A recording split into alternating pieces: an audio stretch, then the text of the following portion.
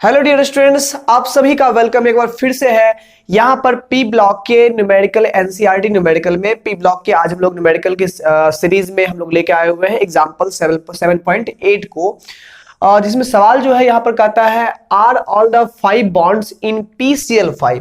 PCl5 का theory lecture already पढ़ाया हुआ है, आप प्लेलिस्ट में जाकर के देख सकते हैं।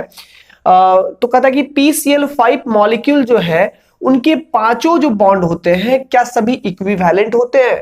आप अपने आंसर को जस्टिफाई करिए, ठीक है। तो PCl5 के अगर हम स्ट्रक्चर की बात करें तो PCl5 में फास्फोरस के मान लीजिए रफ स्ट्रक्चर ये हमारा है। फास्फोरस के पास यहाँ पर 5 सिग्मा बॉन्ड है और 5 सिग्मा बॉन्ड का मतलब हो गया यहाँ पर 5 हाइब्रिड ऑर्बिटल है, और जब 5 हाइब्रिड ऑर्बिटल होते हैं तो यहाँ पर sp3d हाइब्रिडाइजेशन होता है। अब sp3d हाइब्रिडाइजेशन की खासियत यहाँ पर ये होती है कि शेप जो हमारा होता है मॉलिक्यूल का वो होता है ट्राइगोनल बाईपिरामिडल यहाँ पर शेप होता है, ट्राइगोनल बाईपिरामिडल। ट्राइगोनल मतलब कि 3 बॉन्ड्स प्लेन में ट्राइगोनल होंगे, यानी कि 3 ट्रायंगुलर शेप में एक इधर एक इधर एक इधर होगा, ठीक है। और 360 को इक्वली डिवाइड करते हुए 3 भाग में एंगल में डिवाइड हो जाएंगे, तो 120 120 और 120 के एंगल पर तीनों बॉन्ड्स अरेंज हो जाएंगे। और 2 पिरामिड है, मतलब कि एक बॉन्ड वर्टिकली ऊपर होगा तो यहां से एक पिरामिड ड्रॉ होगा, और एक वर्टिकली नीचे होगा तो यहां से नीचे एक पिरामिड ड्रॉ होगा। तो 2 पिरामिड होंगे, ट्राइगोनल बाईपिरामिडल इसी को बोलते हैं। बेसिकली अगर हम बात करें यहां पर तो यहां पर क्या है, एक क्लोरीन इधर होगा, एक क्लोरीन यहां पर, एक क्लोरीन यहां पर, ठीक है। और यहां पर तीनों के बीच में जो बॉन्ड एंगल यहां होगा वो होगा 120 डिग्री का। अब ये प्लेन में हो गया इस तरह से, ये प्लेन में ऐसे अरेंज है, और एक बॉन्ड जो होगा बिल्कुल वर्टिकली ऊपर होगा, एक बॉन्ड वर्टिकली क्या होगा, नीचे होगा यहां पर।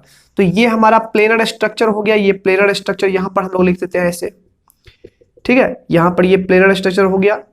एक बॉन्ड प्लेन से यहां पर ऊपर होगा यहां पर, ठीक है, और एक बॉन्ड प्लेन से कहां होगा, नीचे की ओर होगा यहां पर, ठीक है। तो यहां ऊपर में तीनों वर्टेक्स ऊपर खींचेगा तो यहां पर एक तंबू टाइप का, टेंट टाइप का लगेगा, पिरामिड ड्रॉ हो गया है ना, जिसका बेसमेंट में यहाँ पर 3 साइड्स होगा, ऊपर एक वर्टेक्स एक कॉमन जगह पर होगा, तो पिरामिडल स्ट्रक्चर ही कहलाएगा। तो ऊपर भी पिरामिड और नीचे भी पिरामिड, तो बाय पिरामिडल इसको बोलते हैं। अब यहाँ बात ये है कि यहाँ पांचों बॉन्ड सेम कंडीशन में नहीं है। जो ये वाला जो बॉन्ड है, अगर हम इसको देखें यहाँ पर, ये वाले बॉन्ड को देखें, ये ऊपर और वर्टिकली नीचे बॉन्ड को देखें, तो ये बॉन्ड कहलाता है एक्सियल बॉन्ड। ये वाला बॉन्ड हो चाहे ये वाला बॉन्ड हो, इसको बोलते हैं हम लोग एक्सियल बॉन्ड, एक्सियल बॉन्ड बोलते हैं, ठीक है। और बाद बाकी जो प्लेन पेपर पर जो 3 बॉन्ड आपको दिखाई दे रहे हैं, ये बॉन्ड होता है इक्विटोरियल बॉन्ड। कौन सा बॉन्ड होता है, इक्विटोरियल बॉन्ड्स कहलाता है। अब यहां पर क्या है कि जो इक्विटोरियल बॉन्ड्स है वो 120 एंगल पर जो है बटे हुए हैं। 120 एंगल पर है तो एंगल मैक्सिमम है, तो रिपल्सन थोड़ा सा कम होगा। जबकि अगर एक्सियल बॉन्ड की बात करें तो यहां पर ये 90 का एंगल इस पर है, 90 का एंगल पर है, तो यहां पर बॉन्ड रिपल्सन ज्यादा होगा। जब बॉन्ड रिपल्सन ज्यादा होगा तो ये चाहेगा क्लोरीन की हम वैंडरवाल रिपल्सन बढ़ने के कारण से ये इसमें एक बॉन्ड में स्ट्रेन डेवलप होगा, इनका ऑर्बिटल्स चाहेगा कि हम दूर दूर सेपरेटेड रहे। तो यहां पर क्या होता है, इसमें मैक्सिमम ओवरलैपिंग नहीं हो पाता है, जिसके कारण से बॉन्ड लेंथ यहां बड़ा रह जाता है। रिपल्सन के कारण से यहां बॉन्ड लेंथ क्या होता है, बढ़ जाता है। ओवरलैपिंग अच्छे से नहीं हो पाता है, ऑर्बिटल्स अच्छे से ओवरलैप नहीं करेगा, बॉन्ड लेंथ यहाँ पर बड़ा रह जाएगा। इसके कारण से ये बॉन्ड कमजोर भी होता है, ठीक है। तो ये बॉन्ड लेंथ बड़ा रह जाता है, जबकि यहाँ पर जो इक्विटोरियल जो बॉन्ड्स होते हैं उनका साइज क्या होता है, छोटा होता है। तो यहां पर वही बात है, इक्विवेलेंट नहीं होता है। जो 2 बॉन्ड रहते हैं एक्सियल वो बड़े होते हैं, और 3 बॉन्ड जो इक्विटोरियल होता है वो छोटे होते हैं। ये रिपल्सन के कारण से होता है। तो यहां पर आंसर में यहां पर लिखेंगे हम लोग the three equatorial bond, sorry the 3 equatorial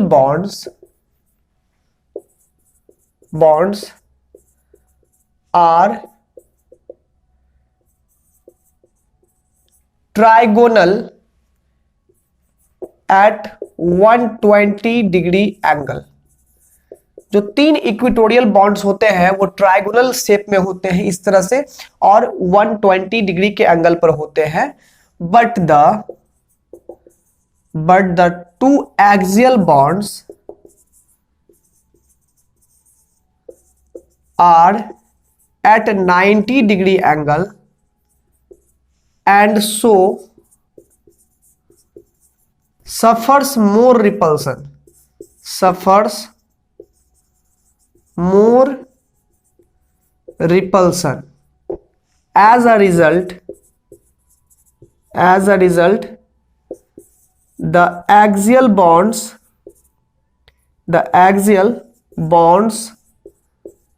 are longer than the equatorial bonds. समझ में आ गया होगा आप लोगों को।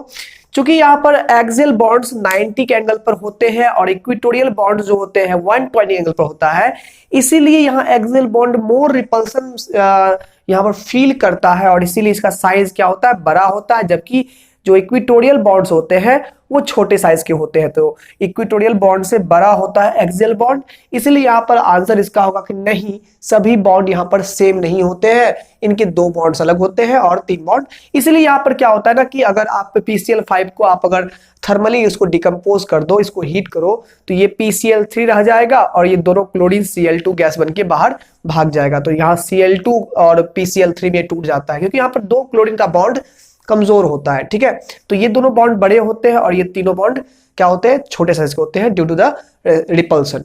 समझ में आ गया यहाँ पर? अगर समझ में आ गया तो वीडियो को जरूर लाइक करिएगा और एनसीईआरटी के ऐसे ही वीडियोस के लिए यही चैनल आपके लिए बेस्ट है और यहाँ पर जरूर आप आकर के हर एक अपने न्यूमेरिकल्स को एज वेल एज थ्योरी के लेक्चर्स को भी आप लोग देख सकते हैं और अच्छे समझ सकते हैं। एकदम बेस्ट लैंग्वेज में यहाँ पर थ्योरी का लेक्चर भी प्रोवाइड किया जा रहा है, आप लोग जरूर देखिए उसको और अपने सुझाव जरूर दें उस पर।